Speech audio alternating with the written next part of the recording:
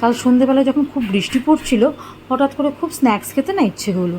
তো কী খাবো, পাঁপড় রয়েছে, অথচ পাঁপড় এমনি খালি খেতে, মানে খালি ভেজে খেতে না একদম ভালো লাগছিল না।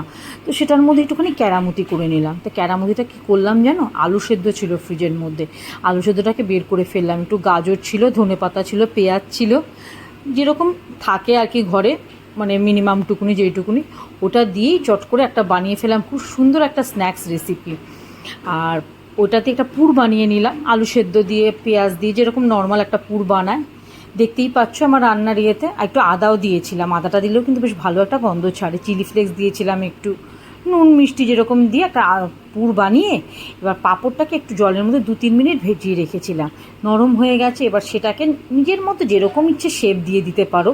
আমি জাস্ট সোজা যেটা পেলাম আমি সেরকমভাবে শেপ দিয়েই আমি করে নিলাম আর কি। তো ভেজে খেয়ে কিন্তু বেশ ভাল লাগলো, ওপরে কাঁচা পেঁয়াজ, ধনেপাতা, একটু সস ছড়িয়ে খুব সুন্দর লাগছিলো। মানে পাঁপড়টাকেও যেরকমভাবে খাওয়া যায় সেটা কিন্তু সত্যি আগে বুঝতে পারিনি। বেশ ভালো লাগে, তোমরাও কিন্তু এই বর্ষাকালে একবার কিন্তু বানিয়ে খেয়ে দেখতেই পারো, বেশ ভালো লাগবে। তো যদি আমার রেসিপিটা তোমাদের ভালো লেগে থাকে তো অবশ্য করে কিন্তু একটু একটা লাইক দিয়ে দিও, আর যারা নতুন দেখছো তাদের কাছে অনুরোধ দিলে সাবস্ক্রাইব করে নেওয়ার। আরও ভালো ভালো রান্না তোমাদের কাছে নিয়ে আসবো, তোমাদের একটা লাইক কিন্তু আমাদের অনেক ইন্সপিরেশন দেয়। তো চলো বন্ধুরা, আজকের মতো বিদায় জানাবো। গুড নাইট, শুভরাত্রি, ভালো থেকো, সুস্থ থেকো, সবাইকে ভালো রেখো।